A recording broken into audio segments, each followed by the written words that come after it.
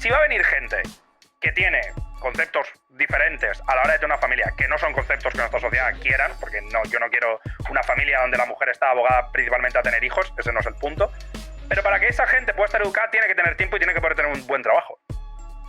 No puede estar trabajando en negro, en pueblos, como se ve, joder, cualquiera que viva en la costa, los marroquíes están trabajando en el sector primario. Las situaciones extremas de desorden, con una campaña a los Giuliani de entre tieso y palo duro, acabas ordenando la convivencia. Es decir, reduces los pisos ocupados, pones madera a pegar palos, y eso lo puede hacer incluso la izquierda.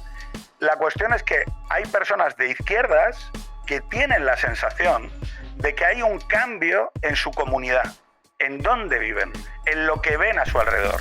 Pues a ver, yo puedo entender por una cuestión ya más allá de sensación que evidentemente no es algo que se debería permitir, por ejemplo, la segregación a la hora de que una mujer pues lleva un burkini, pues evidentemente. Pero después sí que hay otras cosas que... Pero ¿cómo que no se debería permitir? Un segundo, no he entendido eso. Pues que evidentemente deberíamos de intentar hacer o aplicar normas sociales para evitar que eso ocurra. Es decir, para evitar que las mujeres lleven burkini. Sí, es por obligación. Sí, yo tengo la sensación, Pedro, de que acabas de decir algo muy ofensivo utilizando unas palabras muy diplomáticas.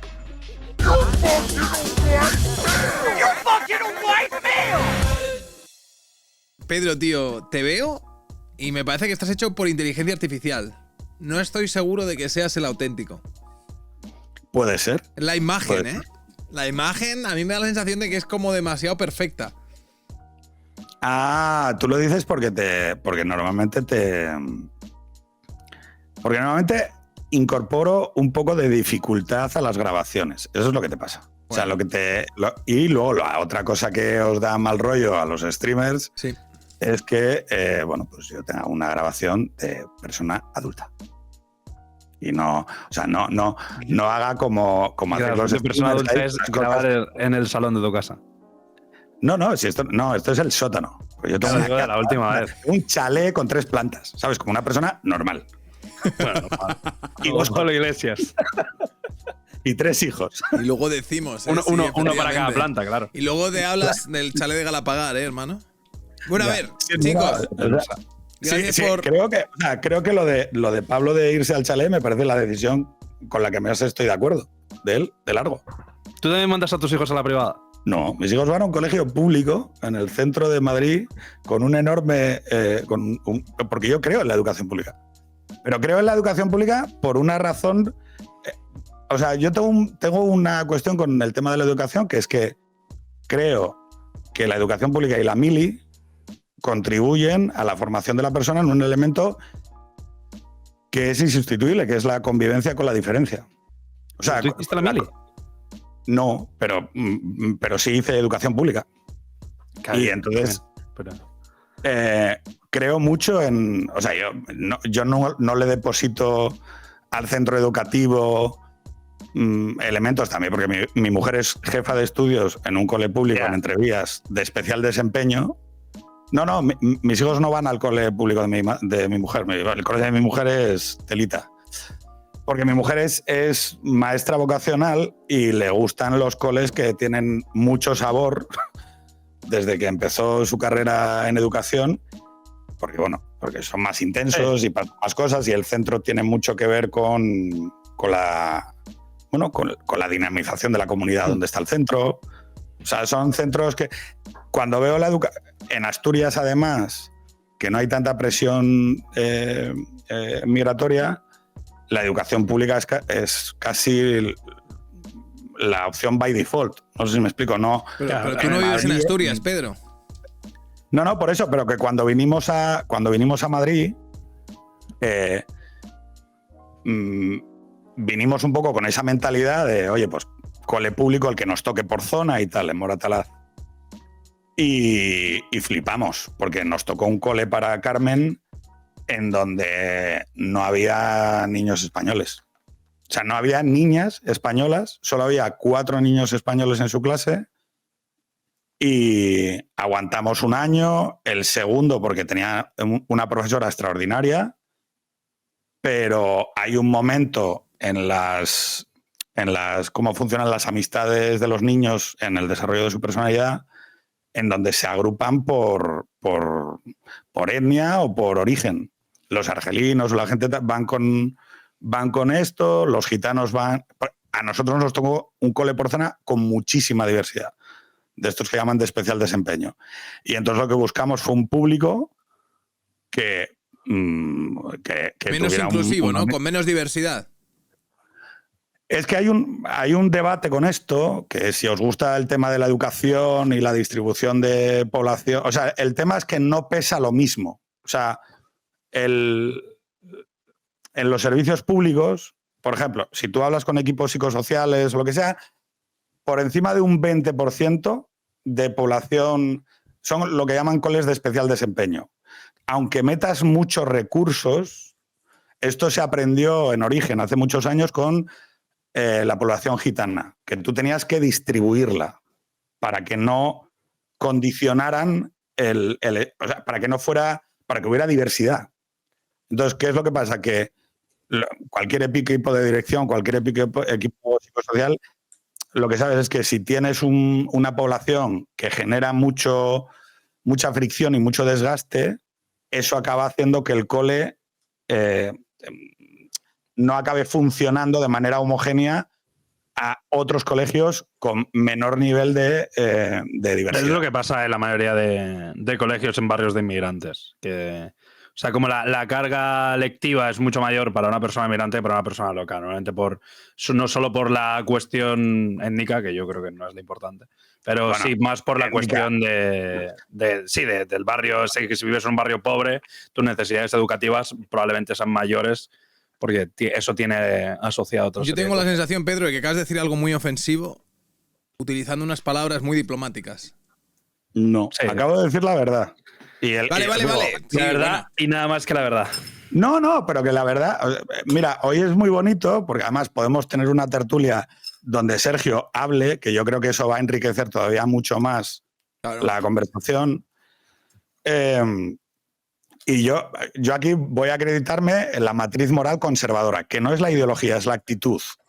Y entonces voy a hablar muchas veces en términos de comunidad, de la comunidad, ¿no? Anuj va a estar seguramente como visión moral progresista, mucho más atento a la víctima, a la injusticia, al dolor, y el andorrano va a estar siempre al dinero, mucho más atento a el principio de libertad individual.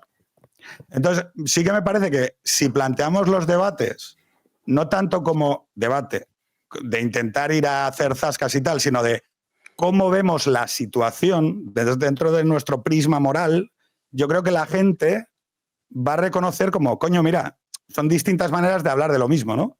Por ejemplo, en el caso de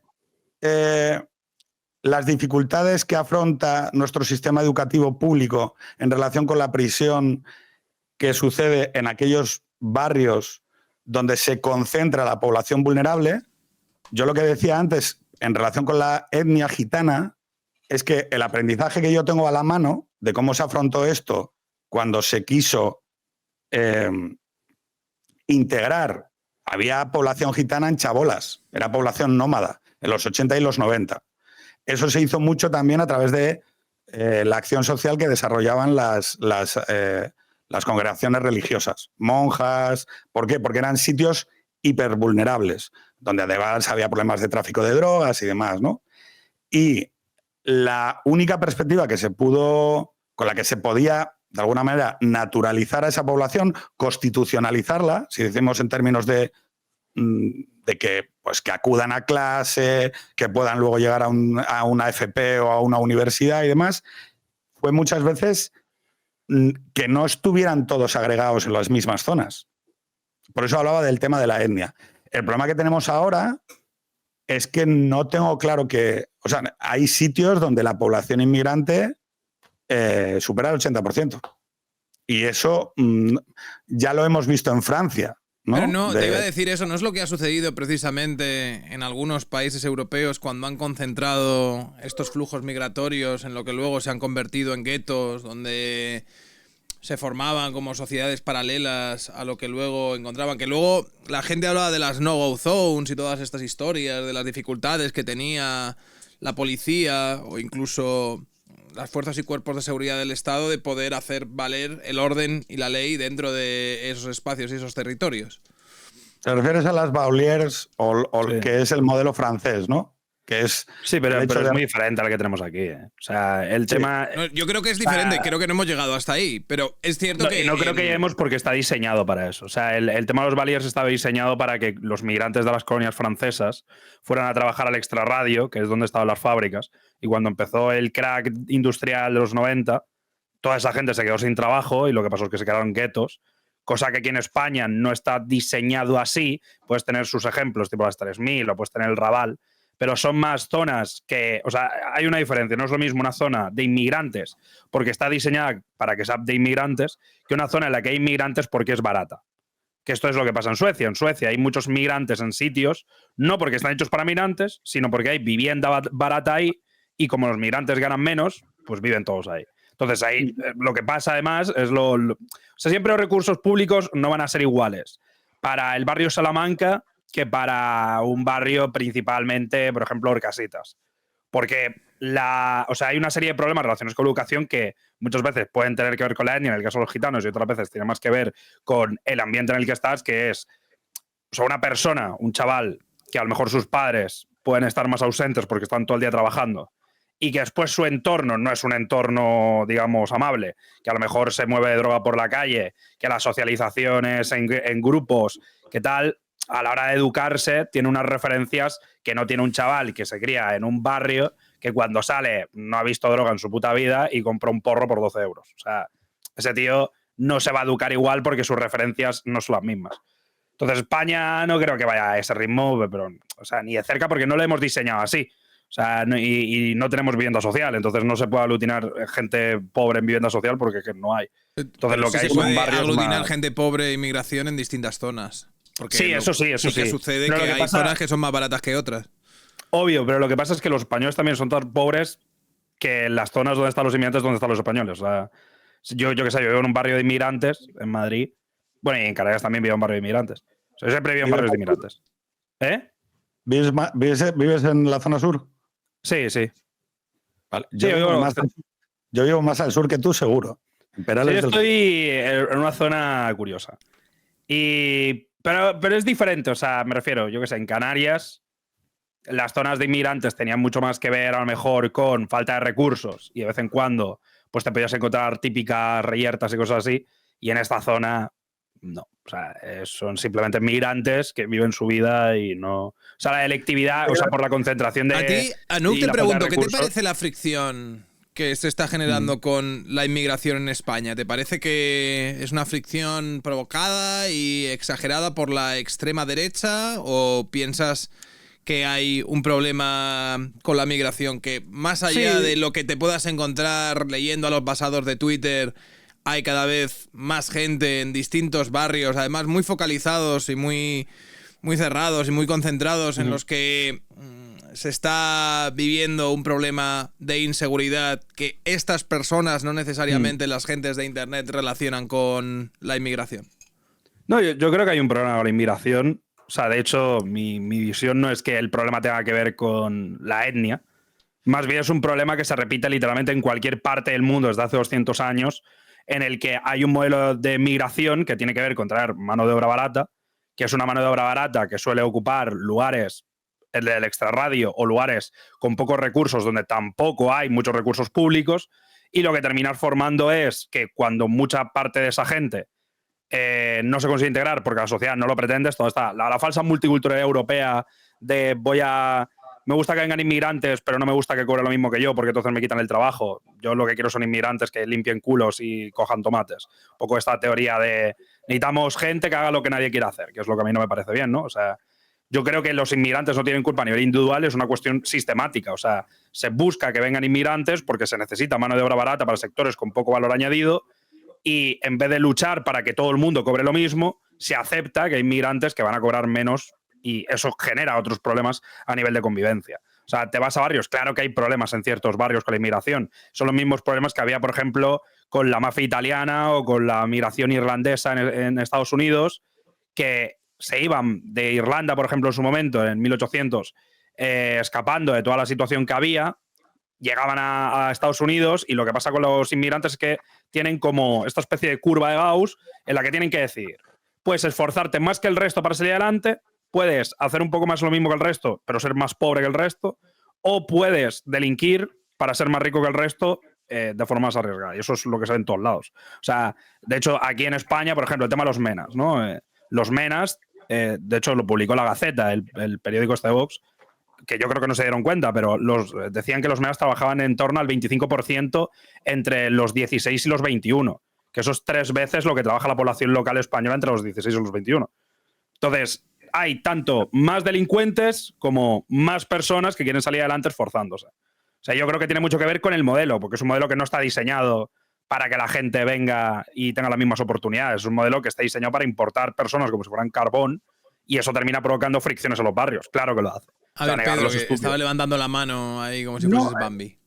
Pero, por ejemplo, yo como conservador, yo estoy en contra de esos flujos que tratan a las personas como si fuesen cajas de naranjas. Y me da muy mal rollo cuando precisamente una izquierda que entiendo que se preocupa por la situación de las comunidades a donde llegan estos flujos de inmigración que superan con mucho la capacidad de...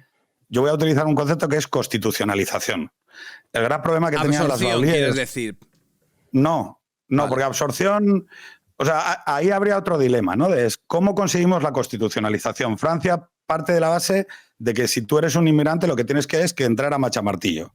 Y tienes que hablar francés y te tienes que quitar el velo. Frente a un Reino Unido que lo que te dice es no. Eso no ha sido así hasta ahora. Estamos reduciéndolo todo para poder tener una conversación con categorías simplificadas. Pero ha habido 2 grandes modelos de absorción de flujo inmigrante en Europa, que eran como el modelo de Reino Unido y el modelo de Francia. El modelo de Francia, donde se suponía que segregación y quitó el velo, y cuando Macron lanza el anuncio de no vamos a tolerar... Estás ignorando los últimos 30 años, que no ha sido bien. Así. Y luego el inglés Reino y Unido son iguales casi.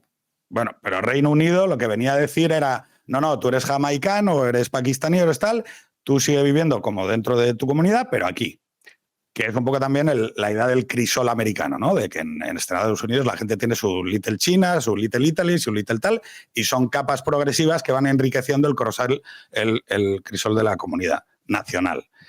En España ha sido diferente históricamente. Nosotros tenemos una órbita de influencia, un hinterland o un área de expansión al otro lado del Atlántico, en las Américas católicas, que hacen que de manera cíclica durante los últimos 500 años, cuando hay problemas en la península, nosotros vamos para allí, y cuando hay problemas en América, ellos vienen para aquí.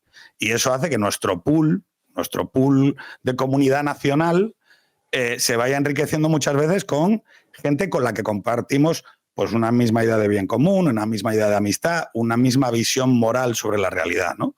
Y eso lo que hace es que, sin atender a la etnia, no es una teoría racial, digo, porque hay gente que dice, cuando Gabriel Rufián dice, si decís que preferís ucranianos o peruanos, es que sois racistas. Digo, no, hombre, no, lo que no soy es gilipollas. Es decir, cuando tú absorbes contingentes que no pesa lo mismo, tú puedes llamarlo inmigrante, pero no pesa lo mismo en términos de fricción con la comunidad nacional. El que llegue una comunidad nacional, no pesa lo mismo la fricción de una mezquita que de una iglesia evangelista. Es que esto es así. ¿En qué términos estamos hablando? ¿Esa fricción en qué? ¿En delincuencia? No, yo no he hablado de delincuencia. Claro, pero entonces, ¿en qué mides la fricción? O sea, una cuestión subjetiva, ¿en qué no te gusta? No, te cuento algo que está pasando a día de hoy dentro de la propia izquierda en Cataluña. Las mujeres, he hablado o he intentado tener una muestra lo más amplia posible dentro de mis limitaciones de cómo está viviendo los votantes de izquierdas en Cataluña la cuestión migratoria. Porque nosotros ya vivimos en Italia un proceso en el cual la onda de recepción de inmigrantes rompió el sistema de partidos. O sea, lo rompió de arriba abajo. Y yo creo que podemos estar, si seguimos absorbiendo esos flujos a este ritmo, en algo parecido. ¿Qué implica la ruptura de...? En datos no lo creo, porque solo el 5% de los inmigrantes votan. O sea que... No en inmigrantes. No. Me estoy refiriendo a romper las estructuras izquierda. sociales literal, en plan... Votante del PSC, ¿vale? Mujer votante del PSC que lleva votando al PSC desde el inicio de la democracia. Que es, por ponerlo como un ejemplo así, que se salga de las conversaciones de Twitter. ¿Qué me comunica? Me dice, es que voy a la piscina y lo veo a él en traje de baño y a ella tapada de los pies a la cabeza y solo se le ve la cara. Eso es un choque cultural. Es una sensación de incomodidad. Preguntas a otro. Y te una mujer más joven de 40 años. Es que llego a la biblioteca municipal y la encuentro llena de menas. No son cuestiones de experiencia personal que no tienen que ver con la conversación en medios, ni tienen que ver con las expresiones, lo que decía Sergio, vamos a hablar de cómo formula esto en su realidad. Luego hay situaciones extremas de desorden, ¿no? De lo incivil. En las situaciones extremas de desorden... ¿Los mataleones o las ancianas te refieres ahí? Pero eso, o sea, me parece que no son el mismo debate. Porque las situaciones extremas de desorden, con una campaña a lo Giuliani de tente tieso y palo duro, acabas ordenando la convivencia. Es decir, reduces los pisos ocupados, pones madera a pegar palos, y eso lo puede hacer incluso la izquierda. La cuestión es que hay personas de izquierdas que tienen la sensación de que hay un cambio en su comunidad, en dónde viven, en lo que ven a su alrededor. Claro, pero eso, yo creo... Eso tiene un peso. Claro que tiene un peso. O sea, lo que yo quiero decir es... yo puedo entender por una cuestión ya más allá de sensación que evidentemente no es algo que se debería permitir. Por ejemplo, la segregación a la hora de que una mujer pues lleva un burkini. Pues evidentemente. Pero después sí que hay otras cosas que... Pero ¿cómo que no se debería permitir? Un segundo, no he entendido eso. Pues que evidentemente deberíamos de intentar hacer o aplicar normas sociales para evitar que eso ocurra. Es decir, para evitar que las mujeres lleven burkini. Si es por obligación, sí. Sergio te va a decir que si es libremente, él lo acepta. Tú, como yo no, o sea, y en la práctica social yo no le puedo obligar, vamos a ver. O sea, lo que estoy diciendo es que igual que se ha actuado para evitar segregación en ciertos aspectos en espacios públicos, que eso es algo en lo que hay que actuar y eso es parte de la educación. Es decir, vamos a ver, nosotros a nuestro nivel social... Anuj. ¿Tú qué harías en un colegio público? No es un zasca ni nada así, es una pregunta sincera. Y os preguntaría a los dos, ¿qué haríais cuando un equipo directivo recibe en una niña de 11 años que viene con velo? Normalmente con 11 años no se va con velo, o sea, es a partir de los 14.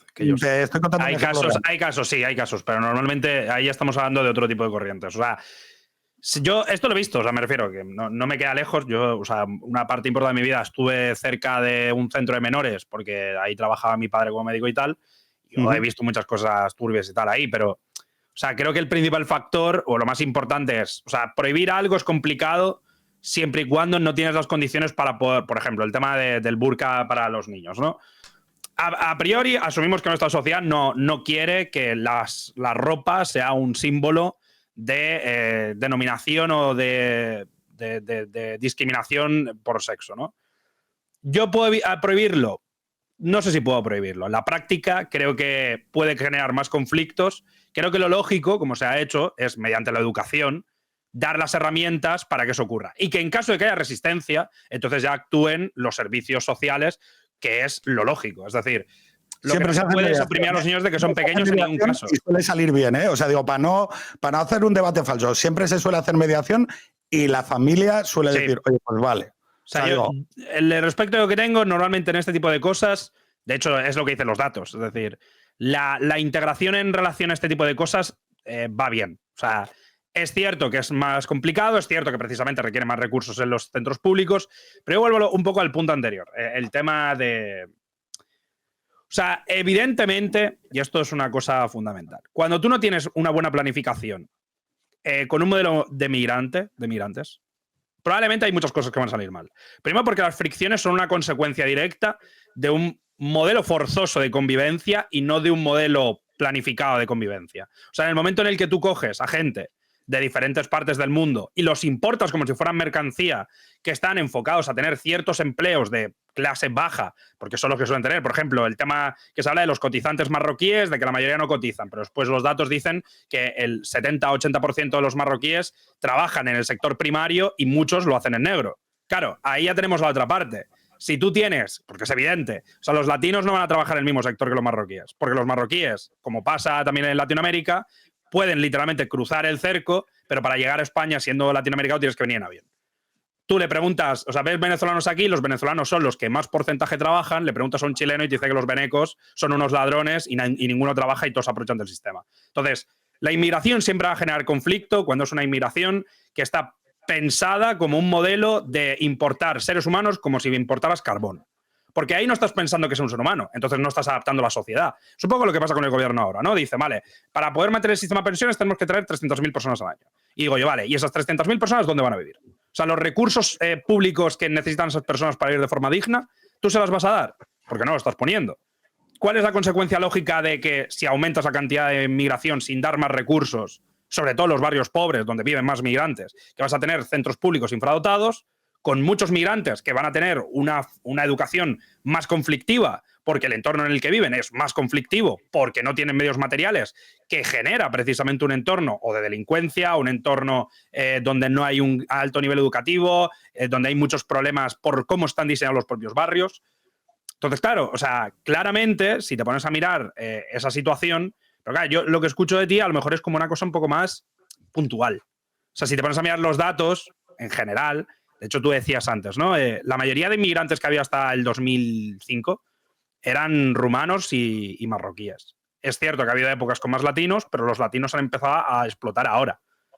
O sea, quiero decir que toda esta línea, y que además no tiene nada que ver, o sea, la cultura, la criminalidad y el shock cultural tiene mucho más que ver con una buena organización que con la procedencia en sí mismo. Porque, o sea, yo que sé, hay barrios, por ejemplo, llenos de Peña de Dubái y tal, y de Emiratos, y esos barrios no generan shock a nadie. ¿Sabes? Porque bueno, no. Sí que está pasando una cosa que yo creo que la podemos comentar también, que es los latinoamericanos que vienen de familias de pasta, que ahora, los que no lo sepan, pues Madrid está viviendo desde la ruptura de las visas de educación superior del mundo anglosajón, está viviendo un boom de educación superior. Y hay mucho latinoamericano con dinero que está mandando a sus hijos a estudiar ICADE, ESADE, máster de negocio del IES, y entonces esa gente compra pisos en el barrio Salamanca. Ya empieza a haber competencia entre élites. Y claro, pero para mí pero un segundo, para mí eso no es el problema. O sea, a mí eso es lo que te iba a decir. A mí lo que pasa en el barrio Salamanca, mira, chico, que se arreglen entre ellos que tienen dinero. A mí lo que me preocupa es Villaverde. Me preocupa. Claro, pero ahí es dando el punto que quiero llegar. O sea, la inmigración. O sea, para mí el modelo migratorio tiene que ser un modelo en el sentido de convivencia y que tiene que estar ordenado en un entorno de que las personas que vayan a venir no estén abogadas a vivir como pobres, como de segunda categoría. O sea, yo no quiero un modelo en el que el inmigrante esté pensado como ¿quién va a limpiar las casas? Esto es una realidad. O sea, ¿quién limpia las casas en España de forma privada? Latinas. Y a lo mejor alguna madre, por ejemplo, como mi madre, que también limpiaba, pero por ejemplo, cuando mi madre limpiaba, el 90% de la gente que limpia son latinas. Pero yo quiero un modelo migratorio en el que los inmigrantes van a tener que hacer trabajos de mierda porque no estamos dispuestos a luchar por los derechos de los trabajos de mierda. Pues no me parece. O sea, no es el modelo que lo quiero. Yo tengo una pregunta aquí, eso aboga otra serie de cosas, ¿sabes? Independientemente de esas condiciones sociales que acompañan estos flujos migratorios, ¿no te parece que hay una mayor facilidad de asimilar gente que viene de Latinoamérica que gente que viene de Marruecos, por ejemplo, o del norte de África? O sea, la pregunta en esto es, ¿en qué lo medimos? O sea, depende de cómo lo midas. ¿Cómo que depende? O sea, asimilación, en todos los parámetros medibles posibles. En el hecho de que se puedan comunicar con el resto de una manera efectiva. Claro, pero pues tú puedes. O sea, vamos a ver. O sea, hablamos de asimilación en el sentido de, por ejemplo, criminalidad, o hablamos de asimilación en el sentido de. Yo qué sé, o sea, porque un marroquí, como otros muchos inmigrantes, pueden venir y aprender el idioma. Y a lo mejor el conflicto que se genera puede ser, o sea, pienso, ¿no? O sea, si hay un marroquí ateo de izquierdas gay, ese tío va a generar un conflicto.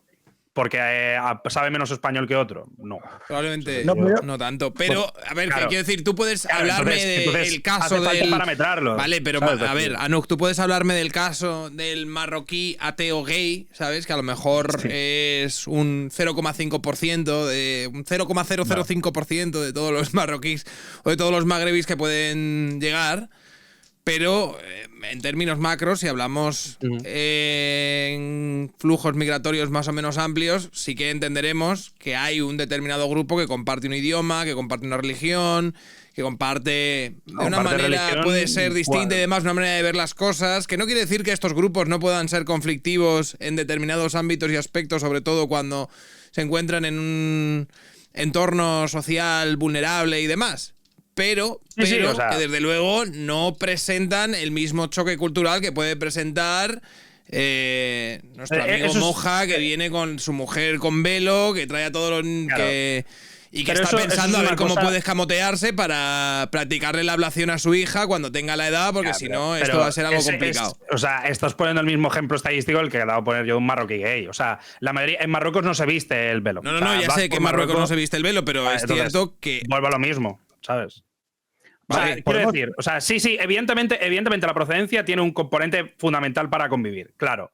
Pero creo que las condiciones más fundamentales no son esas. Es decir, por ejemplo, se habla mucho de religión. La mayoría de latinos que están viendo ahora, y es la última encuesta además, creo que también la puso la Gaceta, que es el periódico de Vox, decía que el 70% de la gente que venía ahora era evangelista y la mayoría eran protestantes. Es decir, que mucha relación religiosa no tienen, quiero decir. Hemos tenido guerras durante cientos de años contra los protestantes en Europa, casi más que las que hemos tenido con los musulmanes. Entonces, sí. O sea, hostia, 30 años, 7 años, vamos a ver, puedo decir todas las guerras... Alguien diría que con el Islam, no con Marruecos, con el Islam tuvimos 800 años de guerra, pero bueno, eso ya es... Claro, pero estoy diciendo a nivel religioso, que nosotros en Europa hemos tenido bastantes guerras. Mira, por volver un poco a las categorías de lo que hablabais y no saltar todavía al tema del crimen, que me parece que es otro debate y haríamos, yo creo bien en no mezclarlo, Sergio, te he puesto un dato que es el de la EPA. La EPA es un poco la encuesta más fiable a efectos de entender cómo funcionan los hogares y cuántos de ellos están ocupados, ¿vale? Precisamente por lo que ha dicho Anuj, por saber si trabajan en negro, si están dados de alta, por eso no te puedes fiar de la seguridad social. Y es mucho mejor que hablemos de la EPA. Entonces, en la EPA, ¿puedes proyectar la foto que te he mandado al WhatsApp? Sí, ya la he puesto. Vamos a irlo mirando, ¿vale? Para entender ¿de qué situación estamos hablando? Segundo trimestre de 2024. En España, ocupados está el 76%, ¿vale? De los varones. Y de las mujeres, el 68%. De la inmigración de origen africano, estamos en el 67%. De la americana, el 75%. De Asia, el colectivo de asiático es el único que supera, en términos de varón, el nivel de ocupación de los nacionales. Pero es que en mujeres, solo porque entendamos, las mujeres españolas trabajan un 68%, de las africanas es un 31%. Eso implica, en el caso americano es un 68%, de las asiáticas es un 57%. Claro, aquí tenemos un problema y es, si de los varones africanos inactivos está el 30%, ¿a qué se dedican? Y yo creo que esto haríamos bien a efectos de poder colegir. ¿Me puedes pasar eso? O sea, para ver si estamos hablando de población activa. O sea, porque estamos hablando de población total o de población activa en busca de trajo. No. Si es el 30%, me refiero a... Lo que hace la EPA, ocupados, parados, inactivos. Es decir, vale, pues, población. O sea, es un. Claro, inactivos. Pues entra toda la parte que. Joder, pues a los niños, toda la parte. No. No, esto es gente en edad de trabajar. O sea, vale, entonces estamos hablando de la EPA de. Claro, eso es lo que te está preguntando. Claro, pero por eso te digo, es decir, si las mujeres africanas solo trabajan el 30% de ellas, el resto, ¿qué es lo que estamos exactamente? O sea, ¿qué es lo que estamos trayendo exactamente? Porque yo no estoy de acuerdo con o sea, yo me parezco más al discurso de Meloni de, oye, no es justo que nosotros estamos absorbiendo gente que debería estar desarrollando su vida en otra comunidad. Pero es que además, esto, en el caso que nos ocupa en España, después de lo que sucedió con el ingreso mínimo vital, que no sé si sabéis, es esta ayuda universal que se organiza a través del Estado, que es la partida de gasto social que más rápido ha crecido desde que se ha implementado. Y que lo que ha generado es que haya un efecto llamada que incide, además, negativamente en la cantidad de recursos públicos disponibles para las personas vulnerables que ya tenemos aquí.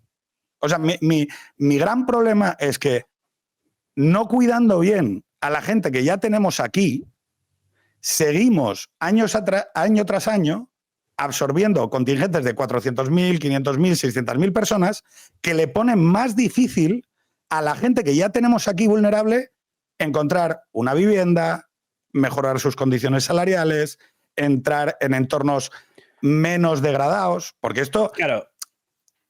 Es, a mí lo que me parece... O sea, es que yo entiendo lo que está diciendo. O sea, yo estoy parcialmente de acuerdo. O sea, por aclarar esta parte, por si acaso, ¿qué tal? O sea, es evidente que de donde vienes causa un problema. O sea, ¿vale? O sea, dependiendo de muchos factores.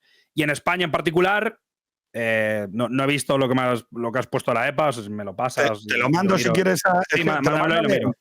Para saber exactamente qué estoy viendo y tal. Pero bueno, o sea, sí, o sea, hay una cuestión que es evidente. O sea, cuando no planificas y tienes sobre todo este modelo actual de migración, vas a crear una serie de problemas. Eso es evidente. O sea, la cuestión aquí es sobre dónde pones el foco. O sea, yo creo que el principal foco es cómo la administración está gestionando la migración, más que el inmigrante. Más que nada porque, de hecho, España vive ese mismo proceso. Es decir, o sea, nosotros tenemos 3 millones de inmigrantes en el resto de Europa y todo este modelo, porque además es un modelo, es en el de los españoles que están formados se van a otro país y ese país normalmente paga un poco, o sea, por ejemplo, de hecho no hay ni que irse a otro país. Si mucha gente trabaja en las TICs, va a cobrar desde España 40.000 euros de milagro trabajando para empresas alemanas que después allí se cobra más, se cobran 90 o 100. Que eso es una cosa muy normal. Entonces, nosotros lo que precisamente estamos es como ese bucle. O sea, a nosotros llegan migrantes con poca formación que van a sectores con poco valor añadido, los españoles van a otros mercados y así. O sea, es este modelo, ¿no? Entonces, es evidente, por ejemplo, cuando hablamos del tema de la inclusión de la mujer, y ahí es precisamente donde hay que hacer un buen refuerzo, y es, si no se tiene no se tiene suficientes capacidades en los centros educativos, lo que va a pasar es que no vamos a poder romper ese bucle que muchas veces viene de origen y que es un bucle que se puede romper, porque además las estadísticas, por ejemplo, de las segundas generaciones de Francia pasan de creer en Dios de un 95% a creer solo un 60% en la segunda generación. Y cada generación baja aproximadamente un 20%. ¿Por qué? Porque la gente, los migrantes, se adaptan a su entorno, como es evidente. Es decir, porque si no se adaptaran, como nos pasa a todo el mundo, todos seguiríamos siendo cristianos, no habría casi ateos en España, porque como nuestros padres o nuestros abuelos eran cristianos, lo lógico sería que sus hijos también lo fueran, pero eso no es así.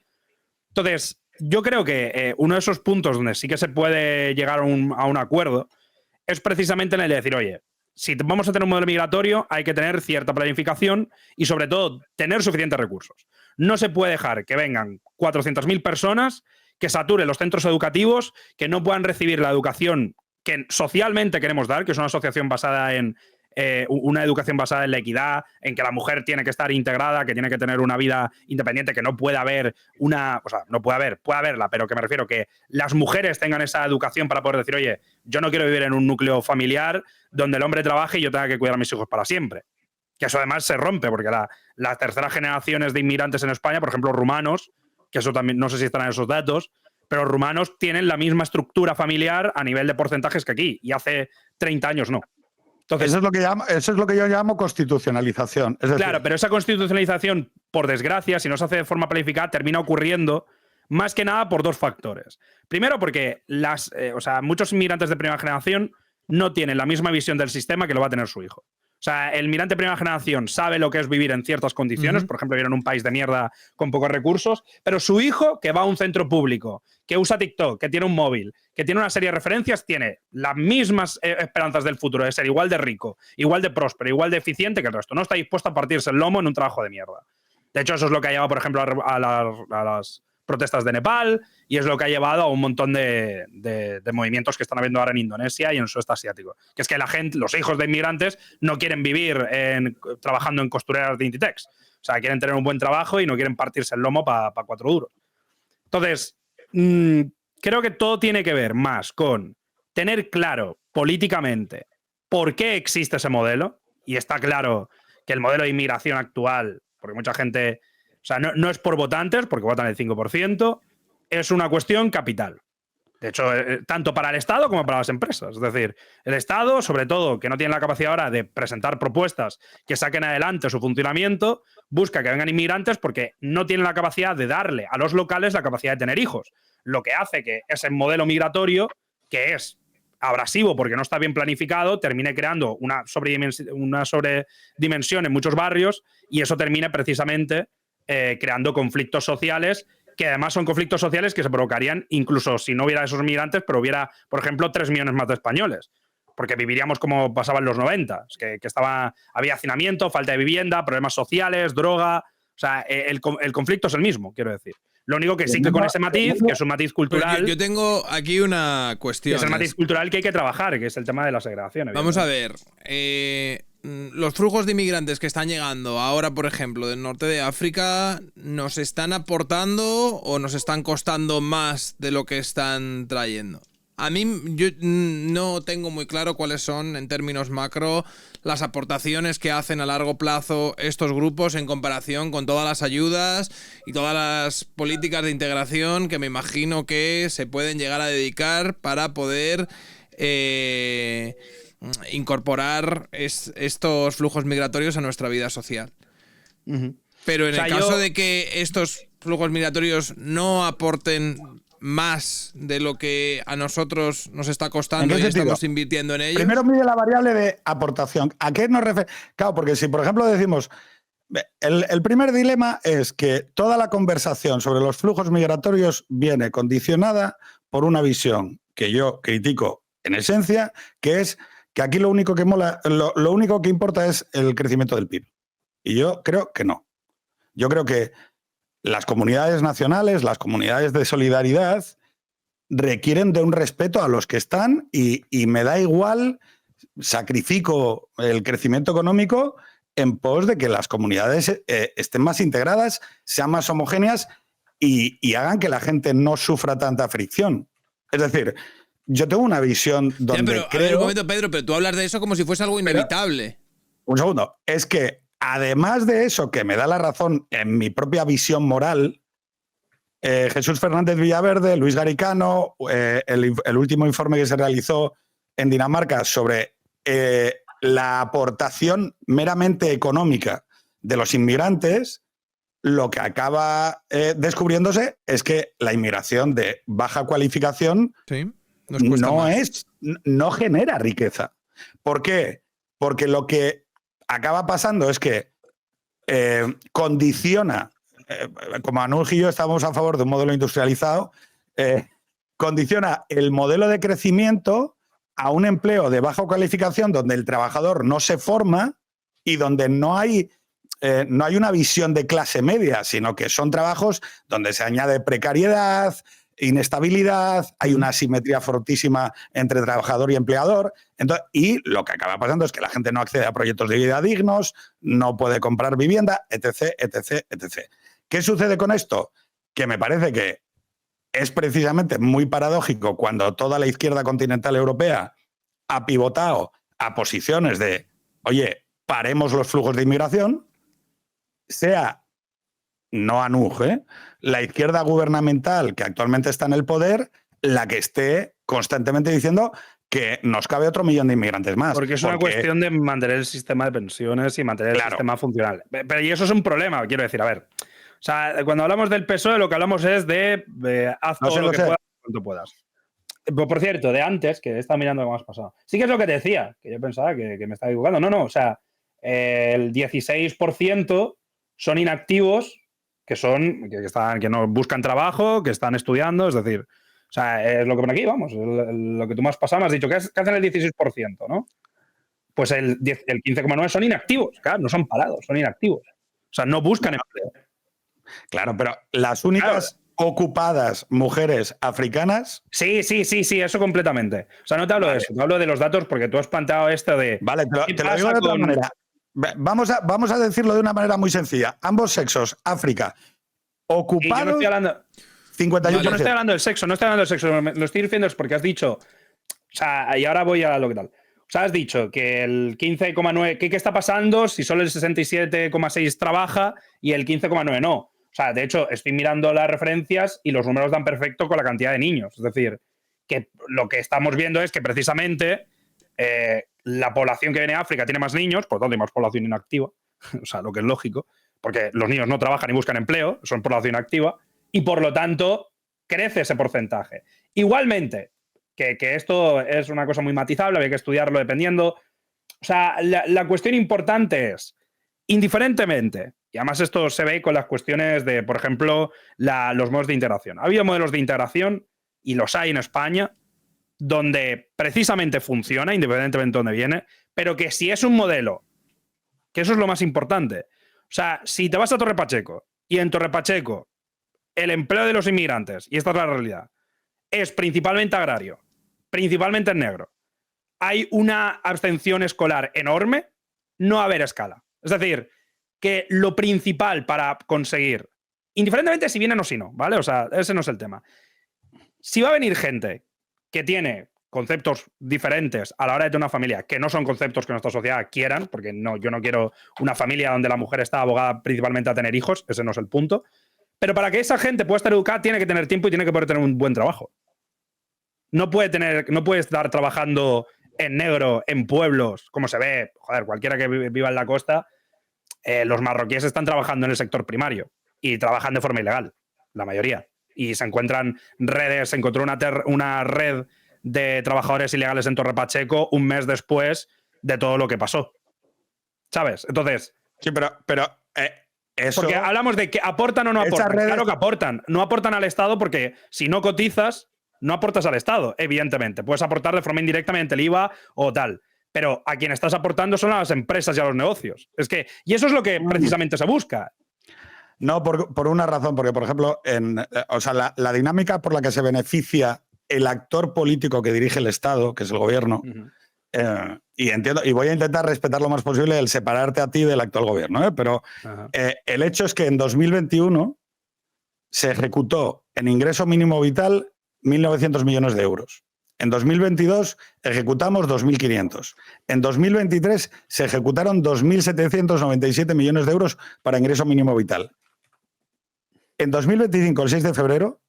Pero tú dices que los inmigrantes no trabajan porque ganan el IMV. Un segundo. En ingreso mínimo vital, Anuj, nos gastamos 4.500 millones de euros en ingreso mínimo vital al año. Que son y eso 300... fue celebrado, ¿eh? Yo recuerdo que cuando hacían apología de esto, era en términos celebratorios. Que son 385 millones de euros al mes. Ahora vamos a ver un tema que te preocupa. El presupuesto de políticas públicas de vivienda del Gobierno de España en 2023 fueron 3.477 millones de euros. Y para 2026-2030 se han presupuestado 4.000 millones del Estado y 3.000 millones de las comunidades, 7.000 millones de euros.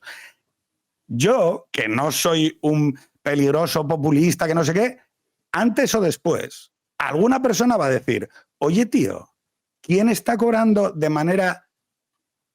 Porque tú dices, no, pero es que el 70% lo cobran españoles. Y la gente te dirá, no, si yo que se lo den a españoles no me preocupa. Lo que me preocupa es que cada vez se esté incrementando en un momento en el que se nos dice que la economía va como un avión, en un momento en el que la economía se nos dice que va como un avión, el ingreso mínimo vital ha pasado en 2021 de 1.900 al 6 de febrero de 2025 a 4.500 millones de euros. Antes o después, los chavales que no tienen vivienda va a decir, oye, tío, ese 30% que le estás dando a inmigrantes que están entrando por fronteras blandas, dedícalo a vivienda, o dedícalo a hospitales, o dedícalo a colegios. Pero yo no puedo seguir extendiendo las redes de solidaridad. Incluso, aunque lo planifiquemos, hay que tomar conciencia de que no... O sea, si seguimos en este proceso, lo que se rompe es la propia noción de solidaridad. Porque una de las cosas que una persona de izquierdas que crea fuertemente en la solidaridad tiene que tener es que el perímetro de solidaridad, es decir, dónde empieza el nosotros y dónde empieza el ellos, es necesario para planificar y poder hacer políticas. Entonces, yo creo que el problema que tenemos, además de planificación, es decir, no, hay que parar los flujos. No vale solo con planificar, hay que parar flujos. Además, y esto ya lo digo como por meterlo del crimen, es muy difícil. Esto no es coña. Es muy difícil. Yo me acuerdo cuando en el anterior gran proceso de entrada de inmigración, que fue con Zapatero y la burbuja de la construcción,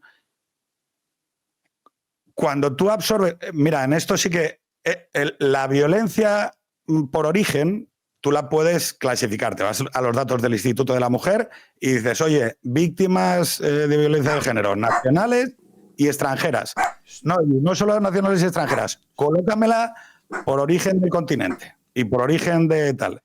Y lo que nosotros sabemos es que, por ejemplo, la violencia de género es mucho más frecuente como fenómeno en la población latinoamericana. Es dentro de los factores que concurren, pues la relación con el alcohol, el cambio de comunidad, la presión, las situaciones de tensión. Y, por ejemplo, es muy difícil reducir la cifra de violencia de género si están entrando inmigrantes constantemente. El otro fenómeno que provoca mucho shock moral en relación con la violencia contra la mujer, que me parece otra de las contradicciones en las que yo hablaría con la izquierda, de decir, oye, mira, es muy difícil mejorar la violencia sexual contra la mujer. Violencia de género, hemos dicho que por origen es más frecuente en latinoamericanos.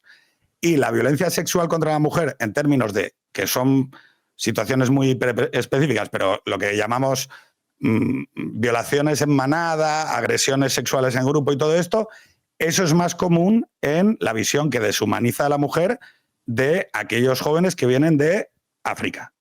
No digo que sean leyes, lo que digo es lo que nos dicen los fenómenos estadísticos.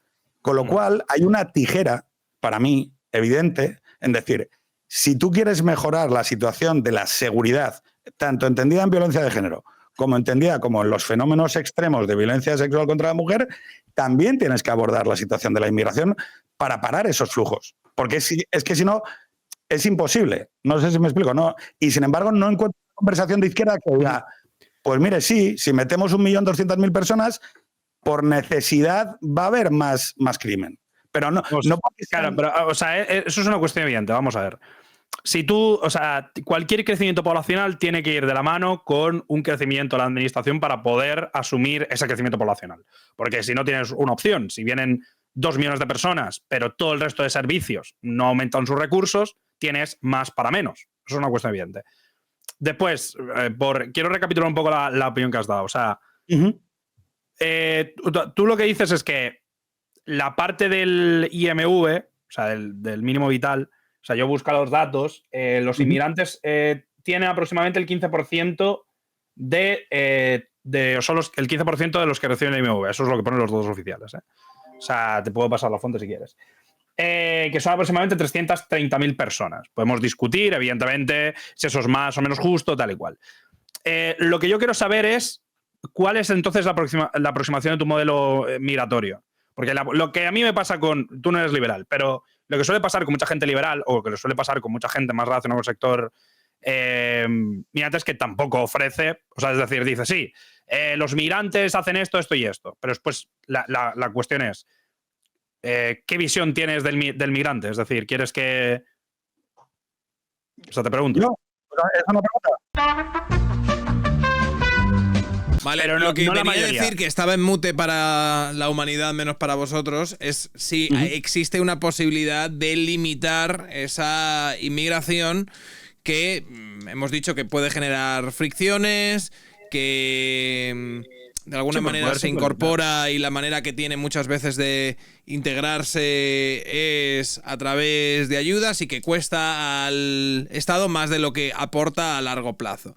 Entonces, teniendo en cuenta que eso está ahí, ha dicho algo Pedro que me parece muy interesante, y es el hecho de que nuestra solidaridad no puede ser infinita. A mí me gustaría plantear también una pregunta para Nuke, porque sé que tú no respondes a este modelo de alguna manera emocional o idealista que se escucha mucho dentro de las izquierdas, pero es algo que yo veo de manera bastante frecuente cuando leo comentarios en Twitter y demás sobre esa empatía infinita, o cuando veo, por ejemplo, una editorial de un programa del Intermedio con el Gran Wyoming, que nos hablan casi en términos irreales de cuál debería ser nuestra forma de plantear el hecho de que, por ejemplo, vienen flujos migratorios, como si de alguna manera interpelando al sentimentalismo, al ser buenas personas, al estar a favor de lo bueno, al abrir nuestros brazos, a tener un poco de empatía, pensar en los niños y en esta gente y demás. Y a mí esto me parece que está muy bien en términos humanos, pero que luego, claro, no parece que dentro de ese discurso haya un límite a partir del cual digan, bueno, por muy buena persona que sea, hay un número limitado de personas que puedo meter en mi putísima casa, ¿vale? Para que podamos todos vivir de una manera confortable. Entonces, a mí me da muchas veces la sensación de que la izquierda se ha abonado a una serie de discursos en los que la realidad material no forma parte del relato que te vende y ni siquiera es algo que utilicen a la hora de discutir y debatir, y eso al final me parece que complica mucho el poder tener un debate razonable como el que, por ejemplo, sí que se puede tener contigo. O sea, yo creo que el problema principal que hay con el tema de la inmigración es que es un tema que es de base injusto. Silvia Inchaurrondo diciéndote, ¿acaso hemos perdido la humanidad? Claro, o sea, el tema es que creo que ha habido un grave problema en el sentido organizativo de la izquierda, y es dejar de ser conscientes a nivel de internacional de por qué ocurre la inmigración. O sea, fuera de este supuesto relato de que los inmigrantes escapan de guerras, que no es verdad, porque la mayoría de inmigrantes que vienen a España no escapan de guerras. Exactamente. Tenemos que hablar de cuál es el tipo de modelo. Entonces,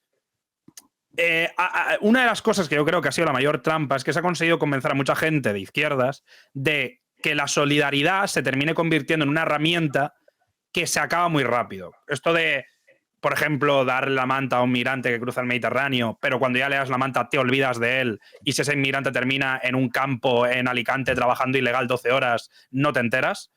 Es que eso es lo que no puede pasar. Es decir, hay que ser empáticos, eso es evidente, pero yo creo que hay que ser empáticos de origen.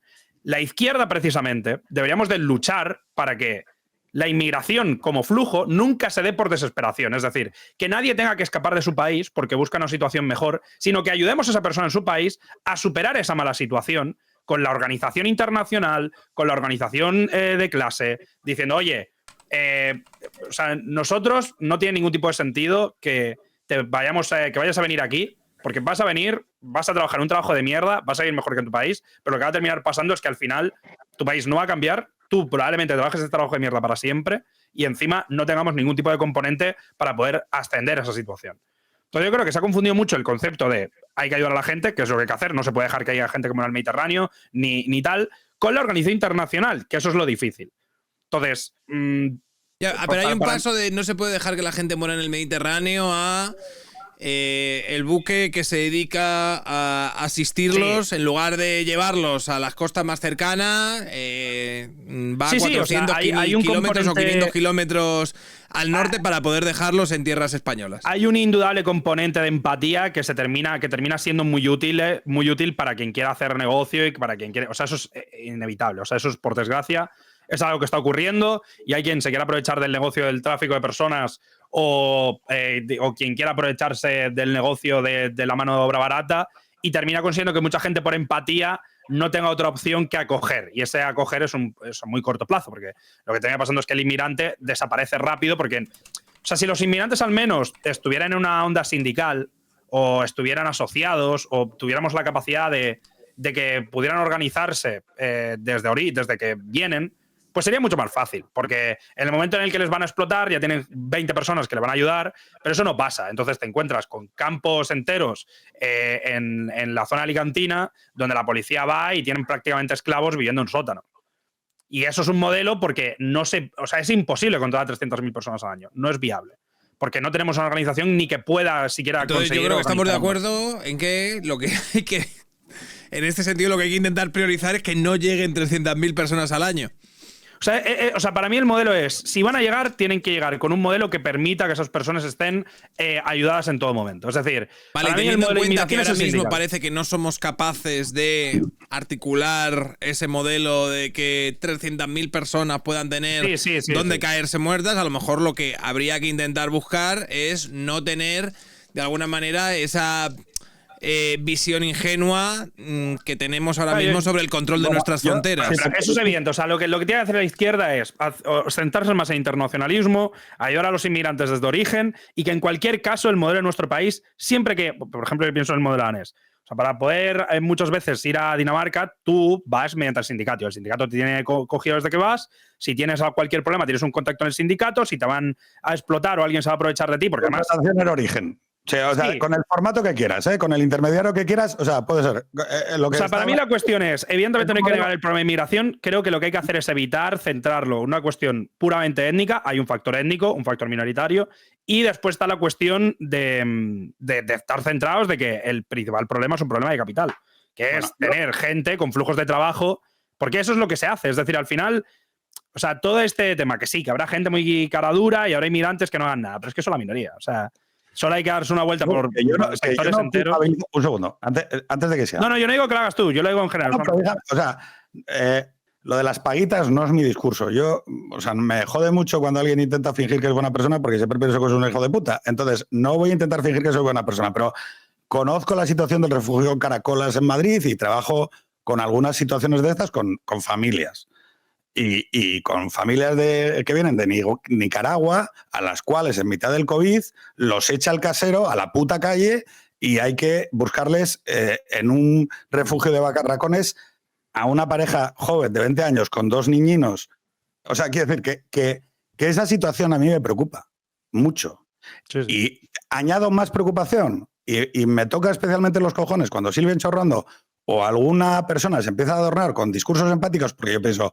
Oye, ¿tú sabes el problema que tenemos de chavales, chicos y chicas prostituidos en los centros de menores? Que somos un prostíbulo que suministra menores a redes de prostitución en toda Europa porque tenemos a los chavales hechos una puta mierda. Entonces, a mí… que, por desgracia todo esto… O sea, lo que no puedo aceptar, y por cierto, por eso yo hablo de flujo. El flujo, cuando la gente dice, es que es inevitable. Sí, hombre, es inevitable que haya un flujo. Ahora, un flujo de 700.000 condena a chicas y chicos menores a acabar en manos de criminales, que los van a explotar, que van a vender sus cuerpos, que van a hacerles pasar droga. Y un flujo de aproximadamente 100.000, 125.000, 150.000 es lo que en España, más o menos con oportunidades económicas, podemos procesar. Y perdón que utilice la palabra procesar, pero para mí procesar es que llegue una familia y no digan de repente, coño, es que, ¿qué hago? Pues claro, o sea, si no hay oportunidades económicas suficientes para que esas personas puedan construir un proyecto de vida digno, somos nosotros, con esas políticas blandas de frontera, que como bien dice Sanug, la mayor parte de ellos entran por barajas y son irregulares. Claro, ¿qué habría que hacer? Italia, si aquí el tema es que tenemos una experiencia a 1.000 kilómetros de distancia, que es Italia. Meloni cogió, sacó las patrulleras y dijo, se acabó la milonga esta de que lleguen cayucos, pero eso no es nada. Lo de los cayucos es un 7%, es una mierda. No, lo importante es parar la inmigración irregular. ¿Cuál es la irregular? La que entra por barajas. Hay que pedir visados en origen, visados de trabajador. Lo que no puede ser es que vuelvo a decir, es que no estamos mejorando su vida. Una familia que llega a España en una situación de extrema vulnerabilidad o un chaval o una chavala que viene solo en una situación de extrema vulnerabilidad, se le dejan muy pocas opciones que no sean acabar explotándose. Bien en términos laborales, como los que decía Nuj, que a mí tampoco me parece bien, ¿eh? A mí que la gente esté explotada y que los maltraten no me parece nada bien, Anuj. Yo no he dicho que tú piensas. Ahí sí, no, pero yo ahí es una crítica a los liberales. al paradigma liberal de la globalización, donde podíamos mover contingentes de personas por millones, porque el capital era móvil y por lo tanto, como el capital era móvil, que también lo fueran las personas. No, hijo, no. Y eso, que es un tema también que ha acabado chocando con el principio democrático. Nosotros supimos cuando Merkel abrió las fronteras con el tema de la guerra de Siria, ahí descubrimos que las opiniones públicas... O sea, tenemos que aceptar una cosa. Oye, una pregunta. Sí, pero yo creo que es diferente. Yo creo que es una cosa son los refugiados de guerra, como en el caso de Siria, y además... A través de la figura de los refugiados, colegón, llega también... O sea, claro, a mí mi problema a Europa, y además es un análisis que yo hablando con colectivos de migrantes siempre han estado de acuerdo, o sea, Europa te habla de multiculturalidad y de integración, pero no tienen un modelo ni multicultural ni integración. O sea, se trae mucha mano de obra porque Alemania tiene un 0% de desempleo a partir de los 80 y los 90 y necesitan mano de obra barata de sectores poco cualificados. O sea, esa es la realidad. A partir de ahí, el tema de los refugiados. Si hablamos de los sirios, vamos a ver. O sea, el 99,9% de los sirios que vinieron refugiados, que por cierto ya están volviendo, no hicieron nada. O sea, la gente refugiada de guerra sí que tiene otro tema. No estamos hablando de migrantes como cualquier otro. O sea, no podemos comparar igual a un tío de Siria. El impacto de la crisis de refugiados sirios, tío, no fue, creo yo, crítico en Turquía, Suecia, Dinamarca, etcétera. Pero precisamente lo que demostró el modelo de refugiados de Siria es que no teníamos un modelo humano con los inmigrantes. O sea, que los inmigrantes y los refugiados vinieron y como estaban los otros migrantes, estaban ellos, pero con gente que estaba mucho más jodida, con gente que era mucho más vulnerable a la radicalización islámica. Pero es que eso ya eso lo llevamos viendo desde los 90. Es un modelo de mierda que dice que el migrante es como el tal y después, y en esto sí que toda esta línea del PSOE, porque es la línea del PSOE, que es la línea de Silvia Chaurrundo de la empatía, después míralo. Después, míralo. O sea, Oye, funcionó, que no te lo he dicho, funcionó el vídeo en tu canal. Ah, sí, a la gente le gustó mucho. Bueno, y en el de Sergio también, que igual en total tendrá... No, le quitaste la mitad de views al vídeo de Sergio, ¿eh? No creo, yo no creo que tengamos el mismo público. Bueno, lo que estaba diciendo, que mi problema con el tema de inmigración y el discurso de Silvia es que habla de la empatía, pero es una empatía que se olvida. Porque cuando después se habla de ellos, cuando se tiene que romantizar al inmigrante, se romantiza por trabajos de mierda. Se romantiza al inmigrante porque recoge tomates. ¿Quién va a recoger tomates sin el pobre inmigrante? ¿Quién va a limpiar culos? Eso es una barbaridad. O sea, eso es confundir ser empático con usar a la gente de víctima, ¿sabes? Como víctimas de... Entonces, yo toda esta línea, y viendo que se centra en eso, o sea, lo más importante es que y además es que ya va pasando los últimos 300 años, lo que está pasando en España está pasando en Europa, pero es que pasó con la mafia italiana. O sea, ¿son los italianos mafiosos? No es una cuestión cultural. Eso es una cuestión de cuando pones a la gente en una situación de mierda, tienen 3 opciones. O esforzarse más que el resto, o delinquir para conseguir algo de forma tramposa, o hacer un poco igual que el resto, que es la mayoría. Bueno, a ver, yo creo que aquí también hay un factor de responsabilidad por parte de estos grupos. Por ejemplo, si hablas de Estados Unidos, es cierto que, por ejemplo, si hablamos de los grupos sociales, culturales, étnicos que tenían una mayor criminalidad, pues a principios de siglo a lo mejor eran los irlandeses, luego fueron los italianos y ahora son los, vamos a llamarlos, afrodescendientes. Pero, quiero decir, entender que la razón por la que estos grupos delinquían o dejaban de delinquir era exclusivamente porque ellos, siendo sujetos pasivos, habían sido abocados a una situación de pobreza. No, es estadística. Hombre, es estadística, pero también una de las razones por la que yo creo que la población afrodescendiente ahora mismo se encuentra dentro de estos tipos delictivos tan altos es precisamente por esas ayudas absolutamente indiscriminadas que se les dio a las madres solteras afroamericanas y que incentivaban que los chavales se criasen en estos barrios más conflictivos y una estructura familiar sólida, entre muchas otras cosas. Claro, pero ahí me estás hablando de otra cosa. Es decir, volvemos a la base del problema. Es decir, sí. O sea, la mayoría de ayudas que se dieron, que por cierto, creo que fueron a 12% de las familias de ciertos barrios concretos, como un experimento y tal. O sea, lo que se ve en los barrios afroamericanos, como de hecho es que son Fueron los irlandeses, fueron los italianos. En su momento lo que pasó precisamente fue lo mismo, los barrios pobres, cuando los afroamericanos empezaron a meterse dentro del sector laboral, terminaron en barrios pobres. En esos barrios pobres había mucho desempleo y la gente tiene que vivir de algo. Mucha gente terminaba metiéndose en la droga, en los conflictos, precisamente por eso. Pero es que eso también le pasa a los italianos. Después de 30 años, no puedes achacarlo exclusivamente a eso. No puedes achacarlo exclusivamente a eso cuando ha habido otros grupos que también han estado en situaciones muy precarias en Estados Unidos y demás. ¿Pero cuál grupo? ¿Qué? ¿Cuál grupo? Por ejemplo, los asiáticos han sido también esclavos. Los asiáticos, hubo campañas durante casi 80 años para echar a los asiáticos. O sea, hay campañas anti-inmigración china porque decían que eran parásitos y ladrones.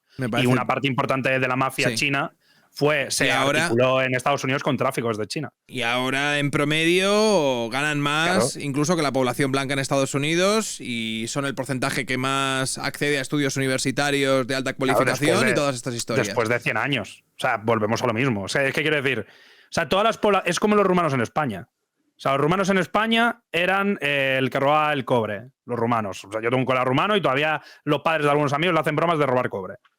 Hoy los rumanos están en el top están en la parte más baja de delincuencia. De hecho, se van los rumanos a Rumanía, porque la situación casi es mejor allá ahora. Entonces, es que estamos hablando de una cuestión de integración. O sea, cuando tienes poco que perder, estás más dispuesto a cometer un delito que cuando tienes mucho que perder. Si tú eres pobre, encima, por la pobreza, tiene mucho que ver también con el tema de las drogas. Bueno, y como está pasando, por ejemplo, con el tema del fentanilo, si eres más pobre es más fácil que caigas en drogas. Si caes en drogas es mucho más fácil robar para poder conseguir esas drogas. Todo el entorno te empuja un poco a eso. No significa que el que roba porque es pobre tengamos que decir, ¡ay, pobrecito! No, el que roba y es pobre a la cárcel. Pero que para poder solucionar esa situación tendremos que actuar de base. Y la base es decir, oye, que no se puede dejar que haya barrios étnicos pobres en los que no entra la policía y en la que la principal forma de negocio son las drogas, las bandas y el conflicto interno. Bueno, en eso creo que estamos totalmente de acuerdo. Claro, entonces, pero por eso vamos a lo mismo. Que no es en plan, no, porque o sea, hay gente que quiere sacarlo por el IQ, no digo vosotros, ¿no? Pero el tema de no, pero porque como son de no sé dónde, digo, pero ¿y qué tiene que ver? O sea, ¿sabes? Que al final se termina, la situación migratoria siempre ha generado conflictos durante los últimos 250 años. De hecho, es que os puedo pasar, si queréis, las imágenes de la propaganda diciendo que los chinos son otros factores parásitos culturales y sociales que pueden condicionar a un determinado grupo a estar más pendiente de intentar obtener cualquier tipo de ayuda o subsidio, o que pueden incentivar a determinados grupos a, no, voy a intentar hacer todo lo posible por ir a la puta universidad e intentar pillar un préstamo y... pero es que no todo el mundo tiene, estamos hablando de Estados Unidos. O sea, estás hablando de conseguir un préstamo en Estados Unidos para una persona que... y si no tienes, no estoy hablando te estoy hablando de distintas mentalidades que pueden estar asociadas a valores sociales que pueden estar ahora mismo divulgándose en determinados entornos. Por ejemplo, cuando hablamos de la población afrodescendiente, estamos de acuerdo en el que durante muchos años la ha acompañado, sobre todo en Estados Unidos, una cultura que estaba más asociada al gángster, al tío que folla con muchas tías, que va en coches de puta madre y que lleva cadenas de oro. Antes que, a lo mejor, esos estímulos probablemente ha habido una parte de la sociedad asiática que no los ha tenido. A ver, pero estamos hablando de periodos diferentes, quiero decir. O sea, todo el tema gángster tiene mucho más que ver con una definición de la vida real de esa gente, que es una vida que se basa muchas veces en los conflictos de barrio, que se basa muchas veces en la supervivencia por la falta de recursos, en lo de, no, es que no quiero ir a la universidad. No puedes ir a la universidad, porque no tienes pasta y no tienes calificación crediticia para que te den ningún préstamo para ir a la universidad. Y en muchos casos, eso, o sea, joder, se ha visto, en los 80 la cantidad de afroamericanos que iban a la universidad era bajísimo y ahora está por encima del 60%. ¿Sabes? Y eso ha sido a base de programas de inclusión, de inyección de capital en estos barrios, de ayudas para universitarios. De hecho, a quien más le ha terminado afectando el shutdown a nivel universitario ahora ha sido a muchas de estas minorías, por ejemplo, los haitianos, que se están empezando a integrar en el modelo universitario. Que son muy pocos, pero que cada vez son más. Es que volvemos a hablar de lo mismo. O sea, las oportunidades no son iguales para todos porque no todo el mundo puede, más en Estados Unidos, donde para poder entrar en una carrera, si no te dan una beca, estás absolutamente jodido. Y si naces en el Bronx, tu empleo histórico es que igual has pasado María o que has hecho un trabajo de mierda en cualquier sitio, ponerte a estudiar a veces es irreal porque no tienes tiempo para estudiar. O sea, en lo que te sacas una carrera igual tienes que estar trabajando porque tu madre necesita que trabajes y a lo mejor tu padre cobra otro salario de mierda y no da para entrar. O sea, por eso digo que siempre que hablamos de que alguien es vulnerable, no es lo mismo un tío español que... yo no tengo una casa, pero mis padres tienen una casa. Si a mí me va mal, vuelvo con mis padres. Pero un chaval que es un inmigrante, si le va mal, ¿a dónde va? Si no tiene padres aquí. No va a ningún sitio, no tiene dónde ir. Y si quiere volver a su país, igual en su país ya no hay nadie que le esté esperando. Está igual que aquí. ¿Sabes? No es lo mismo, eso es a lo que me refiero. Entonces, socialmente tenemos que tener en cuenta esto porque si no, siempre vamos a encontrar problemas que van a salir de la nada, que no se van a poder solucionar, porque de base tú no puedes coger a un chaval y decirle, oye, hazte una carrera, estudia y espabila. Y es como, sí, pues eso ya lo sabe el chaval. De hecho, yo cuando he trabajado a puerta fría, la mayoría de gente que va a trabajar eran venezolanos. Y la mayoría de venezolanos querían sacarse la carrera, pero es que no podían. O sea, porque tenían que trabajar para mantener a su familia. Y a lo mejor, de hecho, yo ahí fue la primera vez, y esto fue hace 7 años, pero yo ahí fue la primera vez que conocí a una familia de latinos, de venezolanos, pobres, que vivían 2 familias en una casa de 80 metros cuadrados.